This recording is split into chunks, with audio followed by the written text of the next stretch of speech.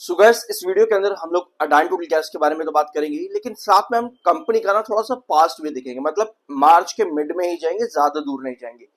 साथ में हम लोग कंपेयर करेंगे आपकी अपडेट्स, जैसे कि अडानी पावर में जो अभी कल और परसों 2 दिन लगातार आपको अपडेट्स देखने को मिली ना, जिसको हमने 2 दिन डिस्कस भी किया है अडानी पावर लगातार।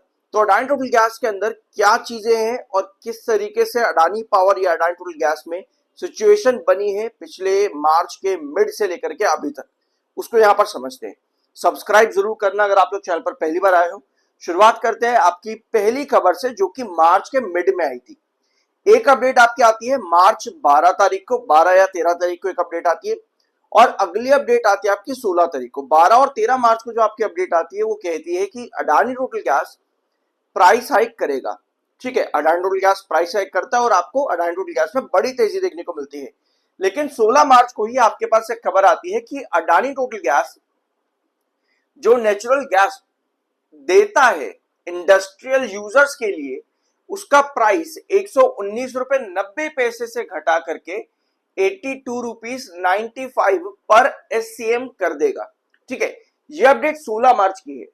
तो इस अपडेट के आते ही आपको अडानी टोटल गैस में क्या देखने को मिली? गिरावट देखने को मिली। अब अडानी पावर के कल के वीडियो और परसों की वीडियो में हमने क्या डिस्कस किया था कि सरकार ने अडानी पावर से डिमांड करी है कि भाई आप पूरा भी जो आपका समर सीजन आने वाला है, पीक समर सीजन, तब तक के लिए आपका जो थर्मल पावर प्लांट्स है ना, उसकी कैपेसिटी फुल रखनी है आप लोगों को, क्योंकि डिमांड बढ़ेगी तो आपको पूरा कंजम्पशन प्रोवाइड करवाना है, पूरी सप्लाई आपको प्रोवाइड करवानी है। ये सरकार ने कहा अडानी पावर और JSW को। इसको हम लोगों ने डिस्कस भी किया था। अडानी पावर कहता है कि हमारे पास 51,000 टन कोल अवेलेबल है। ठीक है, मतलब जितनी डिमांड है ना, उससे कम हमारे पास अभी सप्लाई है। जितनी डिमांड है उससे कम हमारे पास सप्लाई है, बहुत कम है। तो ऐसे में अडानी पावर प्राइस चेक के लिए जा सकता है। अभी आपको क्या देखने को मिल रहा है कि ये वॉर और ज्यादा एक्सटेंड हो रही है, क्योंकि एक लंबे समय के बाद में अगर आप देखोगे एनिमी, जो अगर यूएस के साथ किसी की लड़ाई हो रही है, मतलब कि एक लंबा टाइम के बाद में, लगभग 20 साल के बाद पहली बार है ये कि किसी के साथ लड़ाई के टाइम पर यूएस के जेट्स का नुकसान हुआ है। ईरान ने अमेरिका के 2 जेट्स गिरा दिए, 2 फाइटर जेट ईरान ने अमेरिका के गिरा दिए। ये पहली बार है। तो ये वॉर और एक्सकेलेट होगी। तो अगर ये वॉर और एक्सकेलेट होती है, आपके अडानी टोटल गैस ने पहले ही 12-13 मार्च को एक प्राइस हाइक किया था। ऑल दो दूसरी अपडेट आपकी प्राइस हाइक को कम कर देती है, मतलब जो दूसरा इंडस्ट्रियल यूजर्स के लिए है, वहां पर आपका प्राइस हाइक कम हुआ, प्राइस कम हुए वहां पे। लेकिन जब बात आती है आपके डोमेस्टिक सप्लाई, LPG PNG इनकी, तो यस, अडानी टोटल गैस ने वहां पर प्राइस हाइक अभी भी ऑन रखा हुआ है। तो अगर एक और प्राइस हाइक आता है इस वॉर के एस्केलेशन से, तो अडानी टोटल गैस में उसका इंपैक्ट देखने को मिल सकता है, जिस तरह से आपको मार्च के मिड में देखने को मिला था। तो अब चार्ट पर क्या पोजीशन बनती है उसको यहां पर समझेंगे। अभी इस समय आपके पास वॉल्यूम्स अडानी टोटल गैस में काफी कम आए हुए हैं, लेकिन डिलीवरीज आपके पास बढ़ी हुई है। ठीक है, मंथली बेसिस पर 12% डिलीवरी, वीकली बेसिस पर 15, और रेगुलर बेसिस पर इस समय आपके पास 23% की डिलीवरी है, जो कि वीकली मंथली बेसिस से ज्यादा है और वॉल्यूम कम है। यानी खरीदार कहीं ना कहीं अडानी टोटल गैस में आते देखने को मिले हैं पिछले कुछ सेशंस के अंदर। बट भाई मार्केट की वोलेटिलिटी तो हमको देखनी पड़ेगी। तो अभी यहां पर 2 चीजें आती है। पहला, क्या अडानी टोटल गैस एक और प्राइस हाइक की तरफ जाएगा, या फिर मार्केट वोलेटिलिटी बिना प्राइस हाइक की खबर आए ही अडानी टोटल गैस को अपने साथ लेकर के चली जाएगी। ठीक है, अगर प्राइस हाइक नहीं आता तो पॉसिबल ये है कि अडानी टोटल गैस को मार्केट की वोलेटिलिटी अपने साथ लेकर के चली जाए। तो इसको यहां पर देखेंगे। टेक्निकली 65.4 का MFI है, 48.7 का आपका RSI है।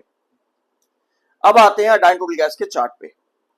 ठीक है, ये अडानी टोटल गैस का चार्ट है, और ये थी आपकी 12-13 मार्च को जब खबर आती है अडानी टोटल गैस में आपको पूरी तेजी देखने को मिली। उसके बाद में अगली अपडेट 16 मार्च, तो आपको शेयर में वापस से गिरावट देखने को मिली। लेकिन ये पहली बार नहीं है कि अडानी टोटल गैस में इस तरह का मोमेंटम देखने को मिला है। आप ये जो रेड लाइन यहां पर देख रहे हो ना, ये 200 EMA है। लगभग पिछले 1.5 साल के अंदर अंदर अडानी टोटल गैस में ये कई बार देखने को मिला कि 200 EMA को अडानी टोटल गैस सरपास नहीं कर पाता, सस्टेन नहीं कर पाता। यहां पर देखो, यह अडानी टोटल गैस का पिछले 1.25 साल का चार्ट पैटर्न है। यहां एक बार, 2 बार, 3 बार, 4 आप यहां भी लगा करके चलो, 5 बार, 6 और ये 7 बार और फिर से 8 बार। लगभग 8 बार है पिछले सवा साल में 200 EMA को जब भी अडानी टोटल गैस टच करने जाता है वहां पर सेलिंग आपको ज्यादा देखने को मिलती है। ठीक है, ये चार्ट आपके सामने, कुछ यहां पर मैं अपनी तरफ से नहीं बना रहा हूं, ये आपके सामने, अगर आप भी इसको खोल के देखोगे ना डेली टाइम फ्रेम पर आपको यही चीज नजर आएगी अडानी टोटल गैस के अंदर। तो यहाँ पर सिचुएशन क्या है? सिचुएशन ये है कि अडानी टोटल गैस हर एक तेजी के साथ में एक नया रिजेक्शन बनाता चला जा रहा है। अब यहां पर आपके पास कोई ऐसी बड़ी खबर नहीं थी, ठीक है, ऑल्दो सीसी वगैरह की अपडेट थी और यहां पर अगर आप देखोगे आपके पास और कोई अपडेट रही होगी, मुझे अभी याद नहीं आ रहा कौन सी थी यहाँ पे, बट मैंने डेफिनेटली डिस्कस किया होगा उसको। ठीक है, तो जब भी आपको तेजी देखने को मिलती है अगली बार पूरी तरह से खा जाता है यहाँ पर इन्वेस्टर्स को। तो इन्वेस्टर्स अगर यहाँ पर कुछ बड़ा ढूंढते हैं ना तो पूरा खा जाता है, क्योंकि 200 EMA सस्टेन नहीं कर रहा है। अगर हम उसके बाद की सिचुएशन देखें, जब भी एक फॉल बनता है ना तो अडानी टोटल गैस थोड़े टाइम के लिए रुकता है, थोड़े टाइम के लिए अडानी टोटल गैस रुकता है, वापस से आपको दिखाते कि भैया यहां से मैं ब्रेकआउट देने वाला हूं, लेकिन 7 EMA 21 EMA के नीचे आते ही आपका वापस से गिरावट चालू हो जाती है। अब यहां पर आओ, अभी आपका 7 EMA 21 EMA के नीचे है, जो कि एक बेयरिश ट्रेंड को इंडिकेट करता है। 200 EMA को आप सस्टेन नहीं कर पा रहे, यानी कि इस समय आपका क्रूशियल बेस तो देखो रहेगा ही 470 पर। ये तो आपका क्रूशियल बेस ही है, जो कि हम लोगों ने पिछले 15 दिन पहले भी डिस्कस किया था, 20 दिन पहले भी, ये तो वैसे का वैसे ही रहेगा। ठीक है, इस समय आपका एक मिड बेस बना हुआ है लगभग 515 के पास में, 515। यहां पर भी आपको दिखा, यहां पे भी, और यहां जहां अभी ट्रेड कर रहा है पिछले 2 हफ्तों से लगातार 515 पर एक मिड बेस बना रखा है और एक रिजेक्शन अडानी टोटल गैस ने यहां पर बना रखा है 545 के आसपास, 545 545 के आसपास एक मिड रिजेक्शन बना रखा है। क्रूशियल रिजेक्शन आपका है कितने पे? 630 पे, 630 पे, ये आपका क्रूशियल रिजेक्शन है। सो भैया कमिंग सेशन में अभी आपको यहां पर नजर आ रहा है कि कंसोलिडेट कर रहा है 515 का बेस बना करके, और यहां 525 के बीच में 525, ये दो लेवल्स के बीच में अभी अडानी टोटल गैस कंसोलिडेट ही कर रहा है। लास्ट सेशन में आपके पास बाहर आए हैं, एक पॉजिटिव कैंडल बनी है आप लोगों के पास में, मार्केट की वोलेटिलिटी अपना गेम खेल करके जाएगी, क्योंकि आपका 7 EMA 21 EMA के नीचे है, यानी कि अगर आप रिजेक्शन देखोगे तो 525 के पहले 522 का रिजेक्शन है टेक्निकल पॉइंट ऑफ व्यू पे। तो अगर मार्केट की वोलेटिलिटी 522 पर 21 EMA पे रिजेक्शन दे देती है अडानी टोटल गैस को, तो कहीं ना कहीं एक बेयरिश सिग्नल इंडिकेट करेगा अडानी टोटल गैस में, जहां से आपको गिरावट 515 के नीचे की देखने को मिल सकती है। ठीक है, तो ये कुछ सिचुएशन है, यानी कि ओवरऑल आप यहां पर क्या समझे कि कंपनी को प्राइस हाइक की जरूरत डेफिनेटली पड़ने वाली है। अगर आप लोग मेरे साथ पर्सनली ज्वाइन करना चाहते हो तो ये पेड होता है, ये मेरा व्हाट्सएप नंबर, आप मुझे डीएम कर सकते हो। कोई भी लाइव सेशन आपको ज्वाइन करना है वो पेड रहेगा।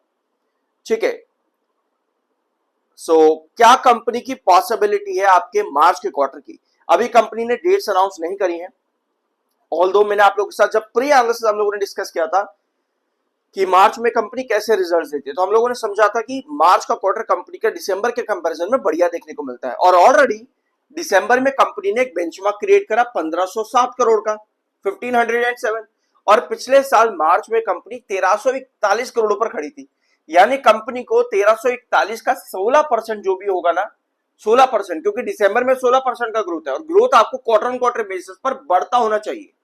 तो ऐसे में 1341 का 16% अगर आप इसमें ऐड करोगे ना तो वो कंपनी का रेवेन्यू आपको उतना चाहिए।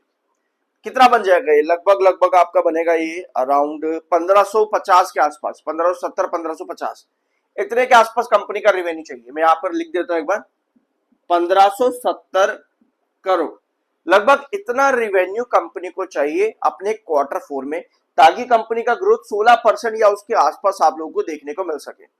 सिमिलर चीज आपके प्रॉफिट्स पर भी रहेगी। प्री एनालिसिस ऑलरेडी मेरे चैनल पर अवेलेबल है, जरूर उसको चेकआउट करना। प्रॉपर डिटेल में मैंने आपको बताया हुआ है कि क्या कंपनी के प्रॉफिट्स आने चाहिए, क्या कंपनी के रेवेन्यूज आने चाहिए।